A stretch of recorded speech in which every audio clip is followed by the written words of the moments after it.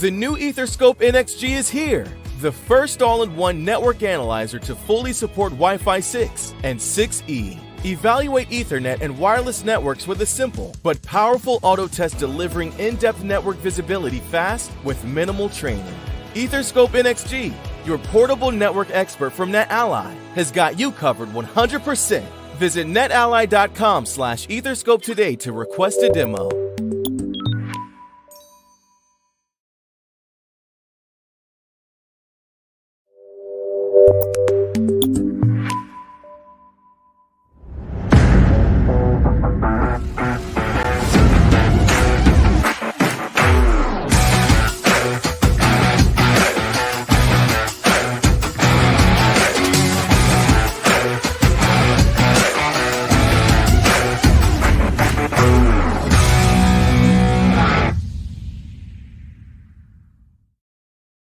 Hello, friends. Uncle Marv here with another episode of the IT Business Podcast powered by NetAlly. This is our Wednesday live show where we try to do a whole lot of things, share stories, tips, all in an effort to help you run your business better, smarter, and faster. Tonight, I've got Florida man Ron Cervantes joining me in just a bit. And tonight we are streaming on all of the platforms. Well, not all, but we've added a platform tonight. So if you're wondering why I'm looking off to the side, not only are we streaming on YouTube, LinkedIn, and the Facebook, we have just added the X. So if you follow the IT Business Podcast on the X platform, we are now also streaming there as well. And then, of course, we're streaming live over at itbusinesspodcast.com. So we'll see how that goes. If you guys don't watch, maybe we'll stop it. So tonight we are going to talk about some of the best Florida man tech stories. We may share one or two from our own experience, but I have several that I have scoured. And some of them go back over the years, and they are some of the best Florida man stories you may have never heard. But before we get started, I want to start with my own bit of news and possibly a rant. Well, most definitely a rant. Basically, I want to call out my RMM, my provider, N-able, because for 2 straight days, it has been absolutely unbearable that people like me could not log in and remotely support customers through the platform. They have been experiencing what they call an SSO issue, single sign-on, where sometimes you can log into the platform and as soon as you log in, poof, you get kicked out. Other times you log in and it stays up, but you can't click on a client. You can't go to a device. And other times it tells you you're not authorized to view this page. Now, I was kind of okay because I still have some alternate methods to get to my clients. I didn't have a whole lot of stuff to do. I was able to get in through my SonicWall VPN. I was able to get in through TrueGrid. And in some cases, I realized I still have my old remote access turbo meeting on. So I was able to connect to everybody that I needed to, but it was frustrating because there were some things that obviously would have gone a lot better, a lot smoother, a lot faster had my RMM been working the way that it should.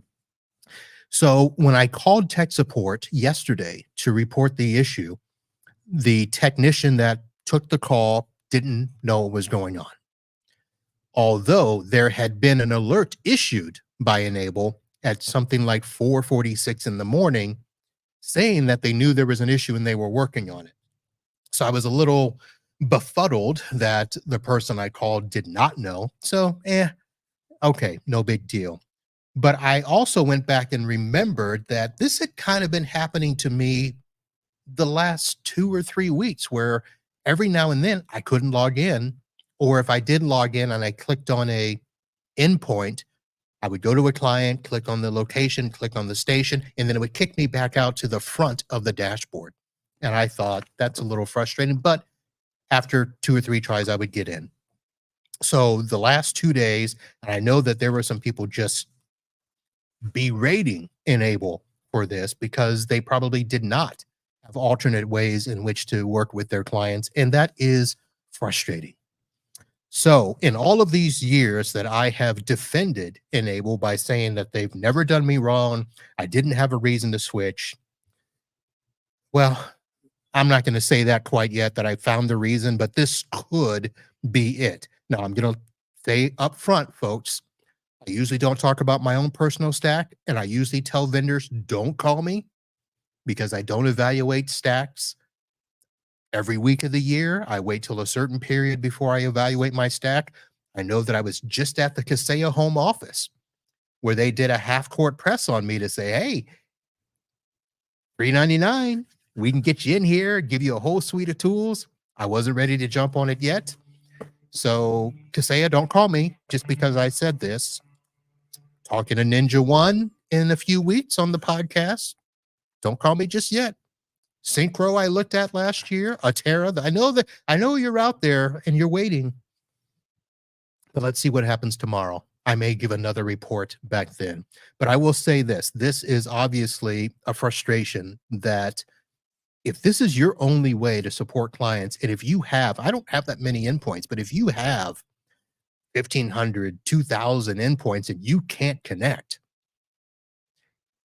that's got to be frustrating. So I empathize with all the people out there, and I'm not yet ready to come at them with, the burning torches and the chains and, off with the heads and things like that. Every vendor has had an issue at some point in time. It's all in how do you respond and how quickly you resolve it. Now, I'm not happy with the fact that it's gone 2 days without a true resolution. But we'll see tomorrow. I've at times was able to get in after 5 minutes, 10 minutes. I did get in. I do one little task, then I go do something else and come back, couldn't get back in. Frustrating. So we shall see. And again, lucky that I have alternate methods to get to my clients. That's probably something that if you're in this situation, you should have a backup method of getting to your clients, whether it's a VPN through your firewall, solution like TrueGrid, Total, whatever's out there. Always have a backup. What do they say? Backup to your backup. So that's my little news and rant that I wanted to get off. Let's now bring on our good friend Ron Cervantes, because it's always good to hear from others. And for those that do not know Ron, he is the founder and owner of C Solutions IT, an IT managed service provider in Orlando, Florida. And they basically provide IT management solutions and consulting services in the greater Orlando area, home of Mickey Mouse. Mr. C, how are you, sir? I'm doing well, thank you. All right. I was just thinking about your N-able thing. Isn't there a baked-in remote support in Windows PCs that you could actually just turn on, almost like a TeamViewer? There is, but if you hadn't pre-done it before, it's a little difficult to walk some of my users through. But yes, there is. Yeah. And actually, one of my customers, maybe a couple of weeks ago, asked me if he could do that so that he could remote into his machines that way. And I said, it's not really secure, not really for you, but we'll see how it is. So Ron, thank you for joining us. I also want to thank those of you that are watching live. I see we've got viewers here on the channels that we have. Looks like all platforms have somebody watching, including the X. I see Giles out there, one of the Jasons, and I don't know who's everywhere else, but thank you and welcome. So Ron, how's that's been my life for the last couple of days. How's your life been? My life's all right. Not too bad. I was attended MSP Geek locally. So that was Sunday, Monday, Tuesday. So that just finished up yesterday. I'm wearing one of their shirts that I got. It was a good conference. They I think they do a good job. I would say not as many people as I thought was going to be there. I feel like it was attended more last year. But I will tell you that one thing that I appreciated out of that conference was that they spent quite a bit of sessions, almost like they had, we talked about the tracks that conference is going to have. And they had like ownership track, tech track, but they also had a health track, which I thought was really cool. Oh. And it focused on, I mean, let's face it, we are not the most healthy industry. If you've attended our conferences in general, I joke with this with some of our colleagues, but yeah, I mean, they're just not the most. We oftentimes don't take care of ourselves, and a lot of this was mind and body, and there was quite a bit of being more comfortable just on a public scale of some of the speakers of being vulnerable, of I want my mind to be right, to throw out the idea of possibly woo-woo things like meditation. I mean, when you think of meditation and wanting to do things right for your body and wanting to get healthy and just being in a good mindset and having a healthy mind, does Jason Slagle come to mind? But he's not my mind. But he's right up front talking on stage Yeah. of what he's doing, of trying to be mindful in how he approaches, and not trying to suffer from burnout, and doing the right things to try and turn around health and really just kind of be healthy while being in the tech field and stuff. So it was refreshing on a number of sessions that were focused on that, to cover quite a bit of that. So I really enjoyed that part. I tell you this, health has become something that it's kind of a hot topic, but not really a hot topic, if you know what I mean. So I'm only going to share this real quick just because I thought about bringing health into the IT Business Podcast, but that's really not my area, and I didn't want to cross streams, I guess. So I've got a show that I've been toying with off to the side called The Unhealthy Podcast. And I've been, talking about those things where it's, mind and body and life coaches and grief and imposter syndrome. I'm even going to be talking to somebody about microdosing. Not something that I've ever participated in. I've talked to some people that are doing alternate lifestyles with like Ayurveda and functional nutrition. And I think that it's going to be something that the tech community is going to start paying attention to. I know I don't want to call somebody out, but I think there's something very interesting that will be coming from a friend of ours, basically targeting health in the IT sector. So I look forward to that when that happens. Yeah. But so tell me, in terms of the MSP Geek conference. Now, I did hear about it last year.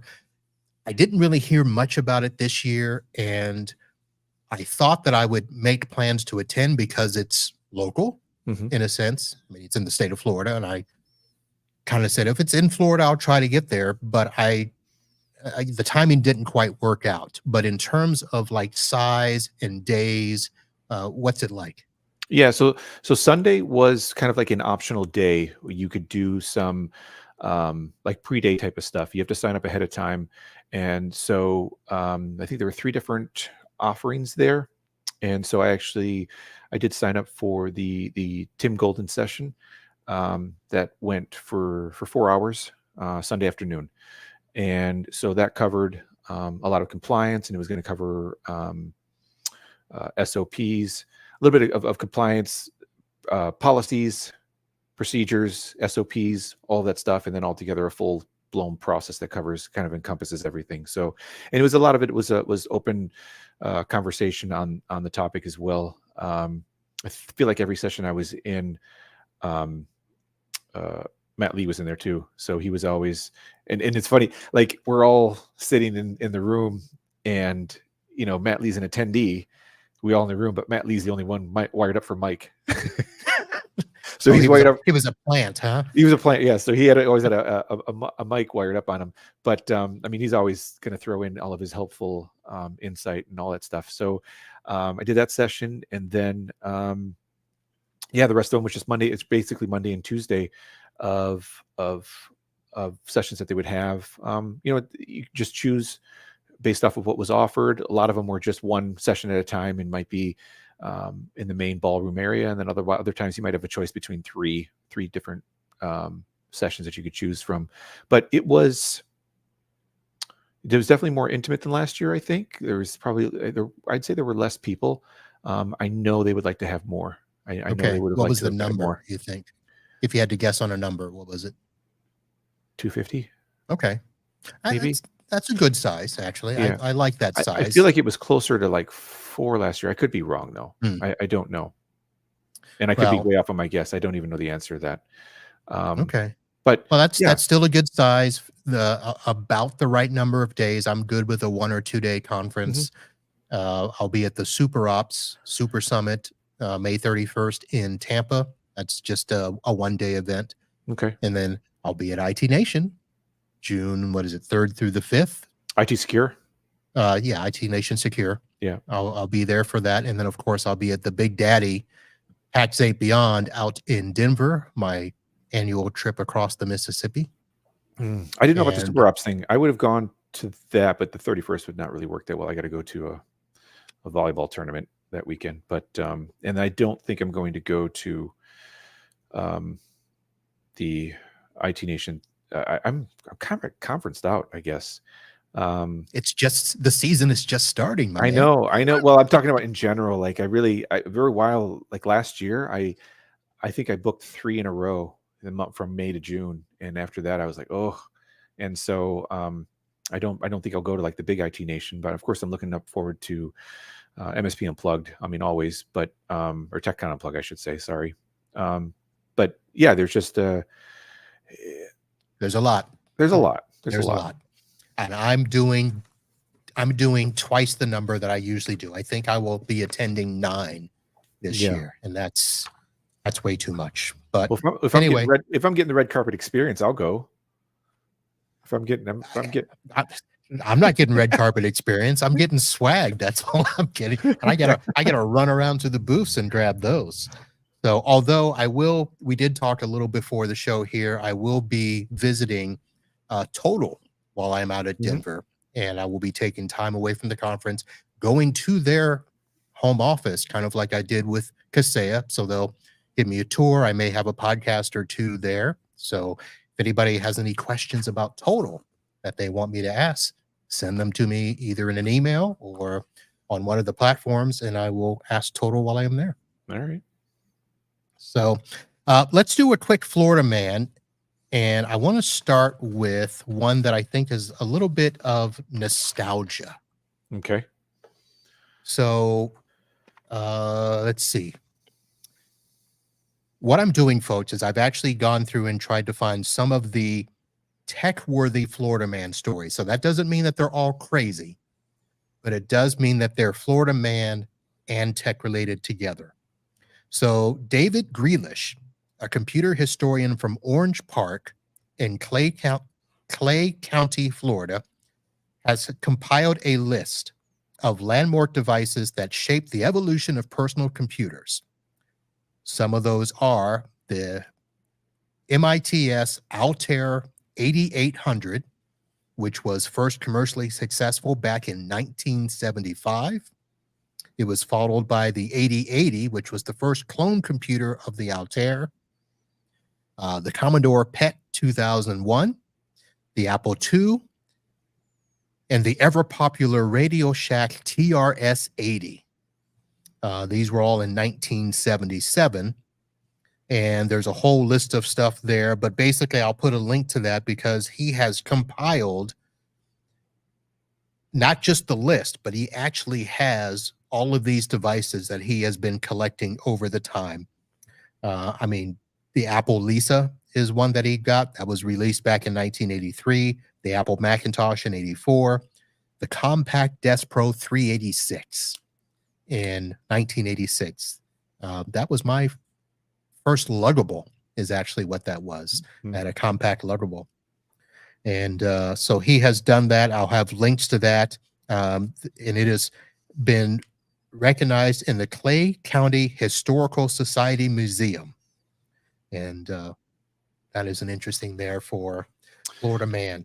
That is interesting, but I thought it was going to be like a crazy Florida man. That's actually kind of an interesting, neat. I got to start off light. I've got some crazy ones. Because I started pulling up because I pulled up a couple of things on here. I'm like, oh, these ones are crazy, guys.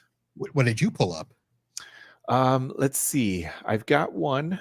Headline says, believing he's a T-Mobile tech, Florida man climbs to their sector, causing up to $500,000 in damage. So this guy climbed up and started ripping stuff down. He was in a tower, 127-foot tower, climbed up there and started working, man. He just started working away. I remember that. Yeah, he just started disabling stuff and all of that. Well, let's do another laddered approach. So I started off mild. Okay. So you know that Apple is involved in another lawsuit. I mean, they're always involved in one, but you know that one of the very first lawsuits was brought to them by a Florida man. It was actually filed in 2016, but it goes back claiming that the iPhone, iPad, and iPod infringed upon his 1992 invention of a hand-drawn electronic reading device. So in 1992, he apparently designed these technical drawings, and he applied for a utility patent in 1992, but it was abandoned in 1995 because he failed to pay the patent fees. But then he went back and copyrighted the drawings in 2014. He now claims that he was the first to file a device so designed nearly 15 years before the first iPhone. And he alleges that Apple adopted a culture of dumpster diving for abandoned ideas and stole his ERD concept for their iOS devices. So he demanded a jury trial seeking over $10 billion in damages and up to 1.5% royalty on Apple's worldwide sales. And then guess what? You'd hear nothing about that lawsuit. So something must have happened. So you think there was something there? You think he got something? I think he got something and had to sign one of those non-disclosure agreements. So I wonder if he drew up the design for flex capacitor and he's going after Doc Brown now. Yeah, he might. He might. So I did not specifically ask for Florida man stories related to our clients. I think we both have a bunch of those. I've got my CJ and TJ stories that I could just go on and on about. Do you have anything that has happened with you that could be considered Florida man worthy in the tech business? I've got one I could share. It's pretty quick. I had a client that called me and of course thought that they were getting hacked or something like that, because they were just characters were just getting typed across the screen and he wasn't touching anything. And he said it wasn't his keyboard and he disconnected, he said he unplugged his keyboard and still was doing its thing and the mouse and all that stuff. And I said, it sounds like you have a second keyboard attached. Are you sure there's nothing else attached to there? He goes, I swear there's nothing going on. Nothing. I don't have anything else. So I'm like, all right. So I drove out there and there's this much of a space between the wall and his desk. And I pull out a keyboard just smushed between right there. And that's when it stopped. And he goes, how the hell did that get there? That's not mine. Like it's not mine. I never put that there. So yeah, he just had an attached keyboard that he had no idea was sitting there. And it was probably there for years, but something just shifted and started pressing buttons. So let me guess, was it a wired keyboard that he no longer used because he was now using a wireless? Probably, yeah. Yeah, oh yeah, it was wired. Yeah. That happens a lot. Yeah. Absolutely amazing. All right. Hey, let me ask you this about your business. So the rookie, we met her at TechCon last year. I asked you about her recently and come to find out that she bailed on you for something, but she graduated and took an extended vacation or something like that. What She happened did. there? Yeah. So Sydney, she's been my intern for the better part of the past year. She's been fantastic, and I mean, the clients love her. They always say that she's just a great experience every time they work with her, and she's always cheery with her tickets when she puts like she'll even put the word "yay" with exclamation points when she solves a problem for them stuff, which is cute, Okay, that won't last. That won't last I very know. long. I'll beat it out of her soon. No. So yeah, she graduated on what day did she graduate? May 3rd, I think it was. I think she graduated on May 3rd. And so when we were talking, because we already agreed, I said, okay, we're just figuring out the details and stuff about her coming on full time because I'd like to bring her on. And we were talking about start date. I said, do you want to, to take off some time? I don't know if you want to start working right away or whatever. And she goes, well, I guess I was thinking about that. And she kind of didn't really think about it, but then she did and said, I guess I'd like to take a month off. I said, okay. So she has been off for the entire month and definitely feeling it. I'm missing some of that assistance for sure, but her official start date will be June 3rd. And so I'm excited to have her get going. And she's like, if you need me to hop on, I am not going to bother you. I will not bother you on your break. I will be fine. Don't worry about it. We'll be good. And so, all right. Yeah. Now, did you get that in writing? Which part? That she'll be back on June 3rd. Yes. She did officially. She asked for an offer letter and all that stuff. So I was able to put that all together for her. All right. And now, was she actually going to school for computer science? I can't remember. Yes, it was. It was a degree in business, I believe, with a focus on cybersecurity. Yes. Oh. Mm-hmm. So she's going to take over that for you. Yeah, we'll see. Yeah. Help me. Yeah. Is she going to ask you when you're going to put a seam in? You're right. We're gonna put a whole sock in. Yeah. That's the first thing CJ asked me when he came across not his first issue, but like his second or third day there at one of my clients. Uh-huh. He's like, do you think we can put a seam in here? Like, first of all, do you even know what that is? It's a sewing term. Do you know how much it cost? And do you know how to put a computer together? Because that's what you were hired to do. Ask him if he could spell it. See what he says. Oh, my goodness gracious. All right. So let's go to another Florida man story. So let's do this one. You know where Palm Coast, Florida is? No, but I'm guessing it's on the coast somewhere. Just a wild guess. So January 9th, 2024, the U.S. authorities arrested 19-year-old Noah Michael Urban of Palm Coast, Florida, charging him with wire fraud, aggravated identity theft, and conspiring with others to use SIM swapping to steal cryptocurrency. Prosecutors allege that between August 2022 and March 2023, Urban, using aliases like Sosa and King Bob, stole at least $800,000 from at least 5 victims by compromising their email and financial accounts through unauthorized SIM swaps. How much again? $800,000. So what ended up happening was he turned out to be a core member of the hacking group behind the 2022 breach at Twilio, a company providing text messaging and phone call services. This group was dubbed Scattered Spider, or Octopus, spelled OKTAPOS, and is linked to breaches at over 130 organizations in 2022, including DoorDash, MailChimp, Plex, and LastPass. Interesting. So I will have a link to that. So, yeah, 19-year-old kid named Noah. I have a Florida man, not really tech, but kind of involved because it has to do with Tesla. And it wasn't actually here. It was just a guy that drove from Florida to Texas.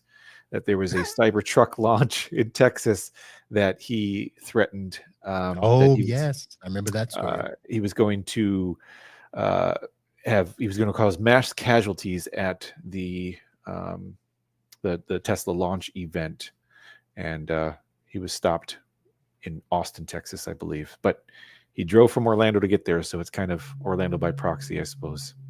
Yep. Let's see where this one. He seems to have. He objects to technology and modern life.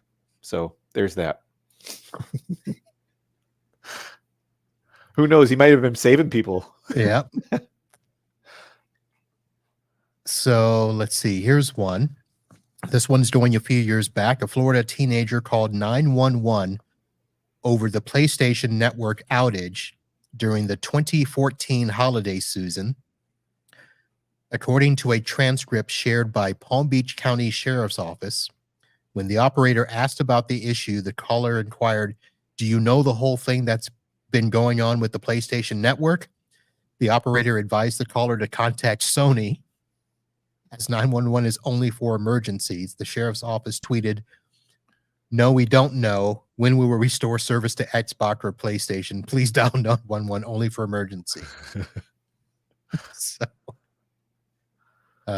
So that was an outage that apparently Sony and Microsoft's Xbox Live suffered DDoS attacks on Christmas Day 2014. And Xbox recovered quickly, but PSN took multiple days to restore their service. Leave it to Sony. Yes, of course. And let's see. I had one more that let me make sure I get this one. That's Florida Ross. That's the guy that demanded the millions. So how about this one? On July 27th, 2020, Casey William Kelly, a 42-year-old Florida man, purchased a Porsche 911 Turbo worth nearly $140,000 from a dealership in Destin, Florida, using a cashier's check he printed from his home computer.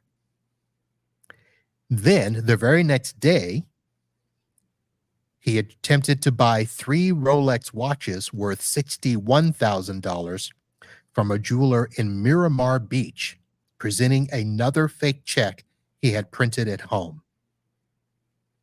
So the car dealership reported the Porsche as stolen after realizing the check was fraudulent, and then the jeweler kept the watches until the check cleared, which it did not, and reported the crime to the police. He was arrested on July 29th and charged with grand theft of a motor vehicle and uttering a false bank note. And then upon arrest is when he admitted to printing the fake checks from his home computer instead of obtaining them from a bank.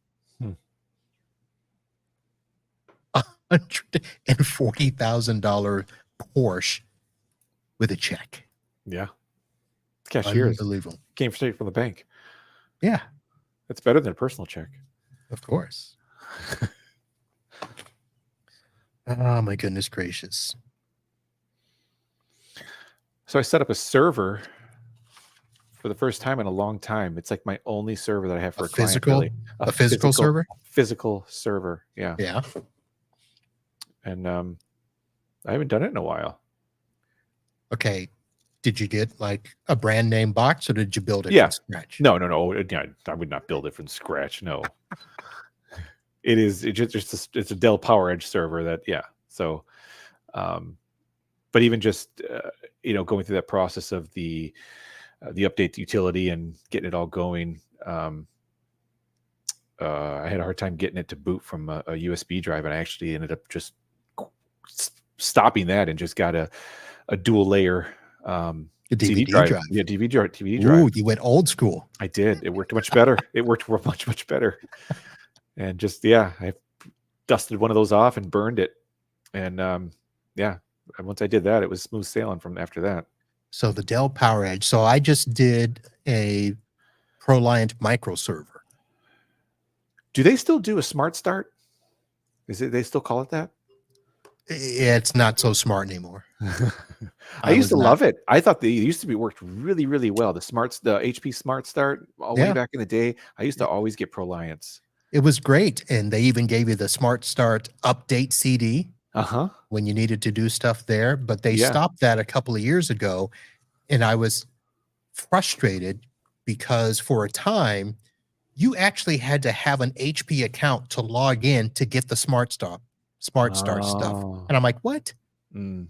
So I don't know why they were doing it. I mean, if you have an HP server, you should be able to get the CD, just put in a serial number and prove that it's yours or whatever.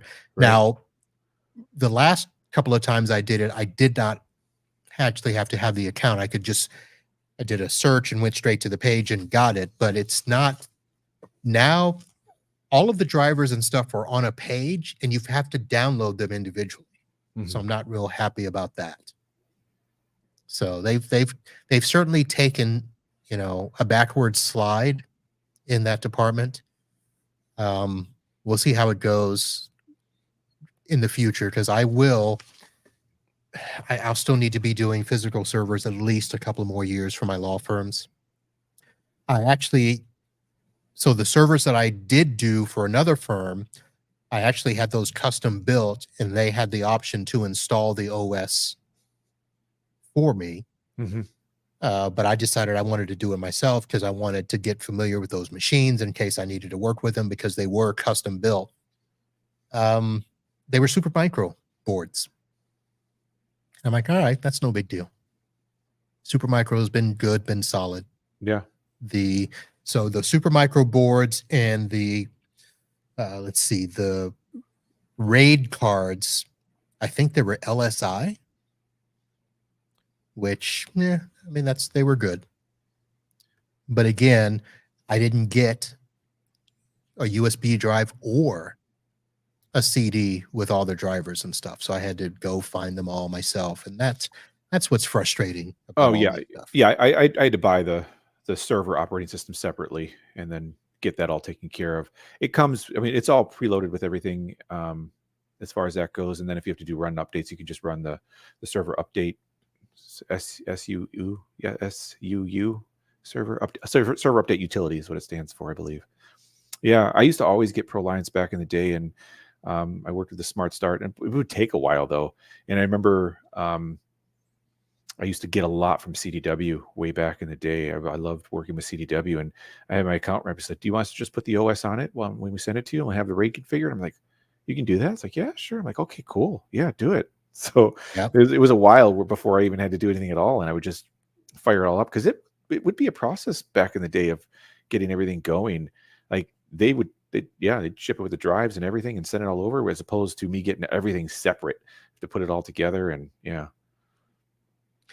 like I said, the next time I order custom, I'll just have them do it, just because it is nice to have it done. But like I said, I wanted to get the feel for that machine the first couple of times. Now, what are you using the server for? So it is the client sells go-kart parts.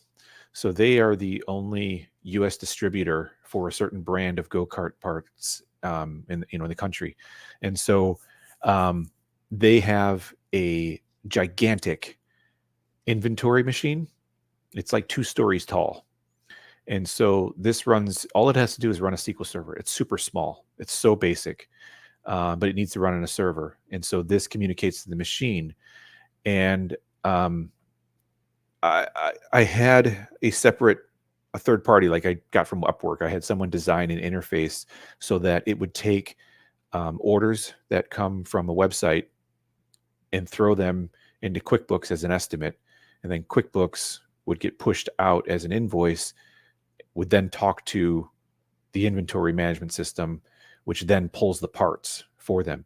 So they wouldn't have to enter in every order that comes in. It would just be a whole list of parts. And once they submit that in there, it's like an elevator inside there. It goes up, gets this drawer, brings it down, you pick the parts out, then you press the button, it goes up and gets the next part line on there. So it holds all the parts except for the seats and the tires. So it holds every part of in the chassis, I should say. But it holds all the rest of the parts. And so it's just like an elevator, and it picks it all up for them. So that's what it does. It controls that, and it's something that I can't virtualize or, be off site or anything like that. Interesting. So when you said that go-karts, I'm like, wait a minute, I know somebody up there, but they deal with scooters. They are the North American, like, authorized dealer for certain scooter parts, but their parent company's out of Germany. They're up near, not DeLand, but somewhere up there, Maitland. They're just north of Maitland, which I think is too far for you to support. I think I asked you to go there one time. You're like, nah. Did I? If it was a regular current client, I'd go there. I mean, I have a client. I mean, I have clients in Rockledge, which is an hour from me, a little bit more than that. And I've got Lakeland, that's an hour from me in a different direction, and I've got Eustis as well, which is almost an hour. Oh, wait, you support Lakeland? Well, dude, we got to talk. It's a branch for one of my clients. So they just opened up an office there. Yeah. Okay, because one of my law firms has a branch there, and I need to do some stuff up there, and I don't want to make that drive. I don't want to make that drive either. I got to fight with I-4 though a whole way. It's every time I've gone, I've been hung up, and it should have been like a 45-minute drive, and it ends up being about an hour and 45. Okay, when is that construction going to be done? Construction has been going on for what, 5 years? Well, they moved all the way down. I have to say, I've been pretty impressed with their construction, because it's moved all the way from downtown all the way towards the Disney area, and now they're where I live. And so they're working on this whole interchange, which is going to be the exit towards, like, for Universal and all that stuff. But that's near where the IT Nation conference is going to be, I think. Right? Yeah. Yes. Is it Shingle Creek? Is that where it's going to be? Yeah. Yeah. Yep. Yeah, that whole area right there. So I think they do a pretty darn good job, and they work pretty quick. You can always complain about construction, but they're doing okay. But I think for our area, probably spring of next year, they'll have it finished. Okay. And because this is all in preparation too for the what the hell is it called? The new Universal Park that's going out, the Nintendo stuff. You know what I'm talking about? I don't know. Is that the one that the governor was fighting with Disney? No. For taxes or whatever? No. So Universal's, I can't remember what it's called, but it's a new theme park that's going to have Nintendo, How to Train Your Dragon, and some more Harry Potter stuff, but it's all going to be in a new park that has yet to open up yet, I believe. For those of you that do not know, Florida, or let me rephrase that. Disney has enough land to build probably 10 to 15 more parks if they want to. Oh yeah. I mean, they literally are going to be the size of Orlando when it's said and done. It is a massive amount of land. And so all the conferences that we do in that area are surrounded by Disney parks. And I just had to check because I wanted to make sure the Rosen Shingle thing was last year. This year they are at the Gaylord. It's funny. That's funny you say that, because last year I went to it and I had my badge, everything. I drove straight to Gaylord. I drove straight to Gaylord. Didn't even look at anything. I said, so what did they do? Do they alternate? They must, because it was at it. Yeah. And I can never tell the difference. I don't know. Usually IT Nation is at Gaylord, and Secure is at Shingle Creek. So I don't know. Universal, it's going to be Epic Universe. Epic Universe. Yes. All right. So there will be more opportunity to do conferences in Florida, so you can visit the new parks. Is the Star Wars thing in Orlando yet, or is that still out in California only? Oh no, we've got a whole Star Wars land. There is? Yeah. All right.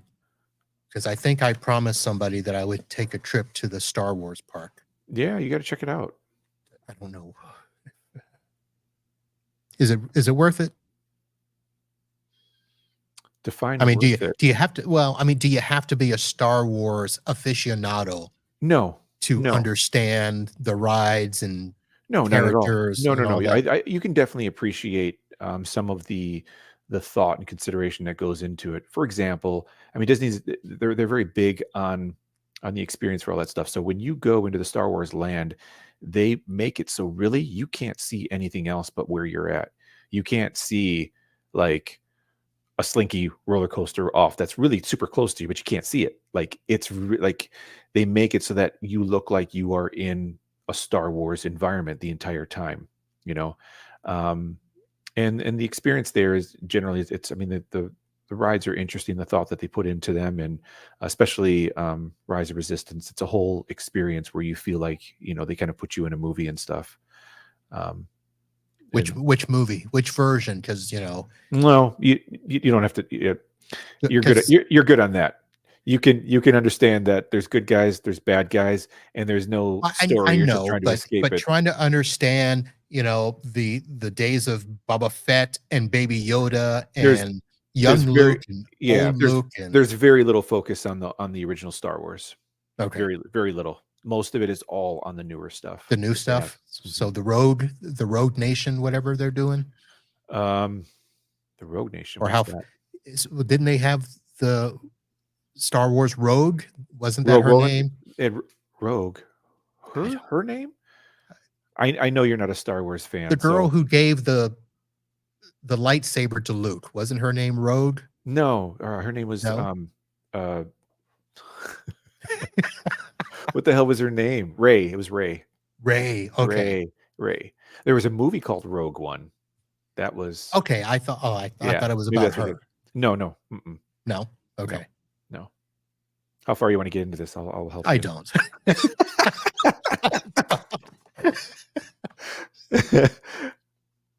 I don't. And with that, why don't we say thank you to our sponsors, our podcast partners. Of course, I mentioned at the beginning that the show is powered by NetAlly. If you are tired of dealing with network performance issues, look no further than NetAlly, your trusted partner in network testing solutions. You saw the commercial that I put up for the CyberScope and the EtherScope. They allow you to plan, install, validate, and troubleshoot both wired and wireless networks effectively. Head over to itbusinesspodcast.com/NetAlly for more information. Our live stream, sponsored by Computers Done Right, reliable IT solutions to streamline your business operations. They are your one-stop shop for all things tech in the lovely Southwest Florida area of Venice, Florida. And they offer a comprehensive suite of managed IT services, computer repair, and customized solutions backed by experienced technicians. ComputersDoneRight.com.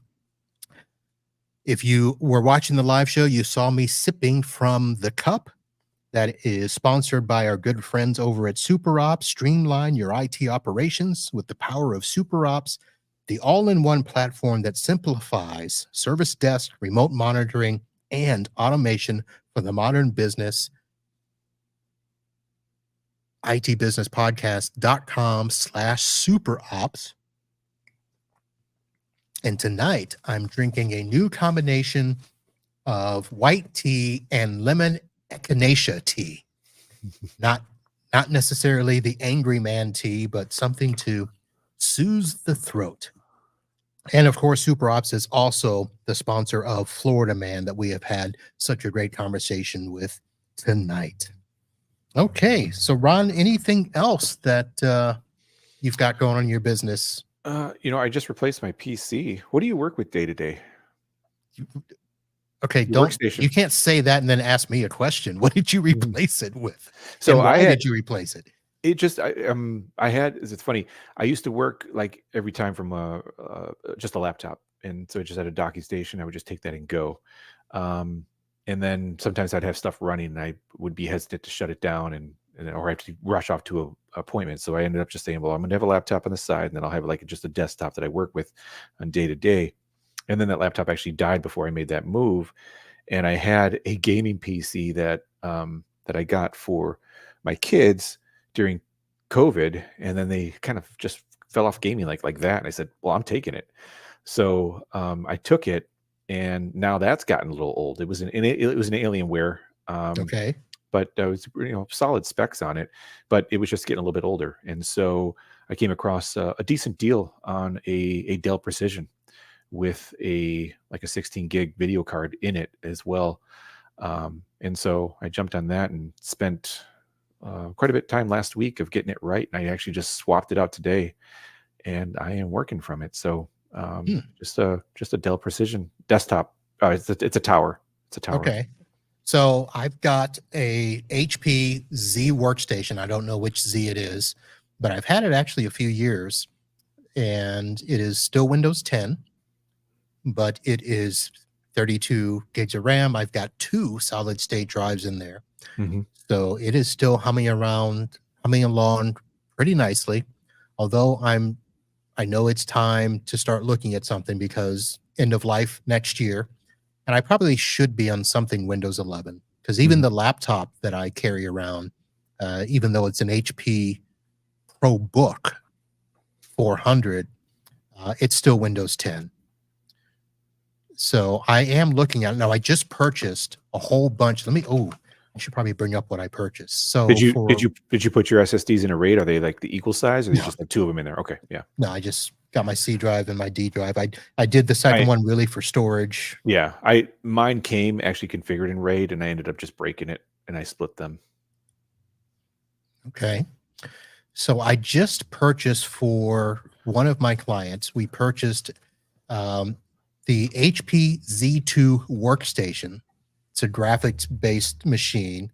We put in 32 gigs of RAM, and they've only got a 1 terabyte solid-state drive, but they've got the 8 gig NVIDIA T2000 video card in with it. It is Core i9 24-core processor. Wow. So I'm like, Oh, I'm if wrong. I could bill an extra, $1,000 to a customer, I might be able to get that for myself. Yeah. So I got 1 tower, and then I actually purchased 2 mobile workstations that I don't have the name in front of me, or else I'd tell you. But they're still the HPs, but they're like the G10 something workstation. And again, 32 gigs of RAM, and they've got 8 gigs of dedicated video on the system as well. So I was wrong. I have 12 gig video 12? card, not Okay. 16. I was wrong, but I have 32 gig of RAM and then 16 core. It's an i7. I have not splurged on a 9. I have not bought a 9 for anyone. Here it is, the ZBook Power G10 mobile workstation, and then a G10 Fury workstation. And these are i9 13th gen. And the notebooks are also, one is 16 core and the other is 20 core. So that was a quote that was so between 1 computer, 2 workstations, and they're going to run dual 32-inch monitors and docking stations off of them. So that was a $15,000 deal for that client. I bet. Very nice. Yeah.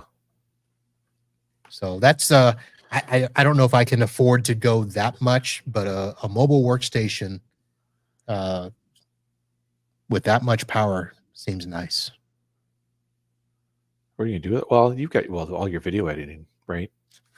So that's one reason. Yeah. So when I go on the road, because normally what I have to do is if I do a podcast on site, I have to wait till I get back to the office to do stuff. Because I've got a dedicated, this is an old HP Z230 that is only for my podcast editing and stuff. So all my recordings, although we're going to get into gear talk here. I purchased a new camera system that I will take with me on live sets when I go out to conferences that will be able to record the video there for me. And there's a little bit of editing that can be done inside the app. It actually runs off an iPad. So I can do all of that and then export them out to another thing and do the editing that way. So we'll see how that goes. How much time do you think you spend a week on the podcast? So basically, the short answer is it could be 3 to 4 hours per episode. Okay. So basically this is 1 hour. So an hour prep, an hour show, an hour editing, and then whatever time I need to do to if I've got to recruit a guest, I do a pre-chat with somebody that hasn't been on the show, before. So we have that chat. And then, of course, I got to go post and, that thing I love to do so much, market the show. Right. Yeah. All that stuff. So it gets up there. I mean, sometimes it's shorter than that. The short episodes don't really take that long, but shows that are 45 minutes to an hour, it's a good bit of time. Oh yeah, for sure. So we are coming into the busy season. So I've got the Pitch It shows that will be coming up. So that will add a lot to it. We've got the live shows that I do on site at the conferences. And, if I do anywhere between 5 and 10 of those, that's all that work. So that's why I got the camera system. That's why I got some of the upgraded gear so we can shave a little time off of that. At least the Pitch It's are only like 15 minutes, right? Yeah. Yep. Yeah. I'm going to try to keep them at 15 minutes. I can say this publicly. I'm kicking Sean Lardo off the shows because, we could waste 3 to 5 minutes in the beginning. It makes sense. I mean, I was going to say that, but yeah, I was like, you could, because he ends up introducing them when, yeah. So we're still working out that process. So those actually start next week. I will release them after the first IT Nation. Was Total one of them in the past? I think they were like 3 years ago. I feel like they were. But I wasn't covering it then. My first full year of coverage was last year. Yeah. So. With the steak knives. Snake knives. That was fun. I got to figure out if I'm doing steak knives again or something else from the dollar store. We haven't decided yet. But I like the steak knives idea. So, all right. So, were you ready to ask me something? No, I was just going to say this was nice hanging out here. And now I've saved myself an entire episode I have to listen to. So, I'm like actually save time hanging out here. There you go. Except I do listen to it like 2x now. So it's you're up to 2x? I was at 2x for a while. Yeah. I went back to 1.5. I remember hanging out online with Jason Percival. Did you say was he listening with us, And we were all okay. We were sharing how fast we listened to podcasts, and his response was amateurs. I don't remember what his speed was. It might be like 2.75 or something like that. I can't remember. But he called us amateurs. So I'm up to 2. We should probably ask that because I think so. The Millers. So I just got a note from Jason Miller. I think he's a month behind on shows, which technically the way shows have been going out, I think he's 10 shows behind. Mm-hmm. So I think he listens at 1x. That. So I found myself. So this doesn't happen anymore. But when I used to travel with the wife, like when we go visit my mom, it's a 2.5 hour trip or whatever. And she'd be like, let's listen to a podcast. And of course I'd pop it in and I'm listening at, 1.5, 2x. And she's like, you got to slow that down. So one of the hardest things was to listen to a podcast at 1x. Yeah. Yeah. It's weird for me to hear your intro song at normal speed. Like, what song is that? I don't even recognize it. Yeah. So we should, I don't know if I'll do a poll on that, but that would be cool to see what speeds people listen to. Yeah. So, all right. Well, Ron, thank you for hanging out. Thank you very much. Now, for those of you that thought you were going to see the incomparable Rob Ray tonight, sorry, you're disappointed. Could not happen. So, Rob is actually going to be on a show tomorrow. We are doing a very special live stream with Rob as we promote PAX 8 Beyond. And I think that is at 4 p.m. Eastern. So it'll be during work day, so you can take a little break. It won't be a full live show. I think it's going to be 20 to 30 minutes, but I'll have Rob on. So if you are listening to this episode in real time and you're listening to it either Wednesday night or Thursday, be sure to check out the live show Thursday afternoon, 4 p.m. It will stream on all the platforms, and all the information is available at itbusinesspodcast.com, the godfather of the channel. And I think that's it. I had some other news that I don't want to get into. I did my he is listening, and there he is. Jason 3 has responded 3x speed. And sometimes I have to check since I feel like it's getting slow. Oh my goodness, yeah. Definitely weird to watch live at normal speed. Yeah. Yeah. I'm sure there'll be some players that you can do video and speed up. That would be interesting.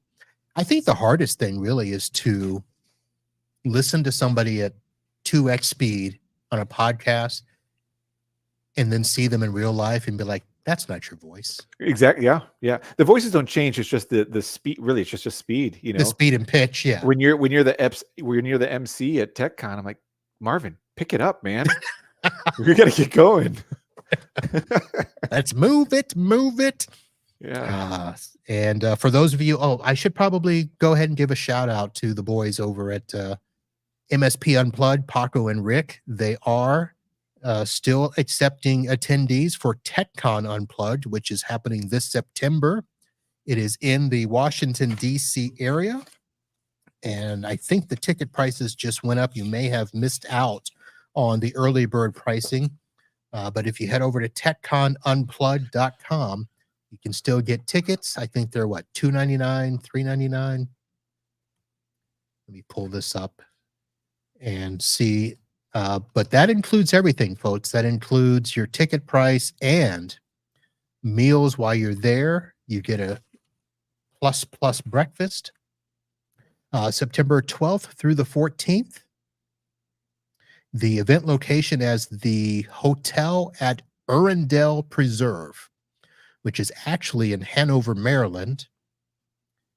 And nope, if you go there now, if you hurry, the ticket prices are still $2.99, but they will be increasing to $3.49.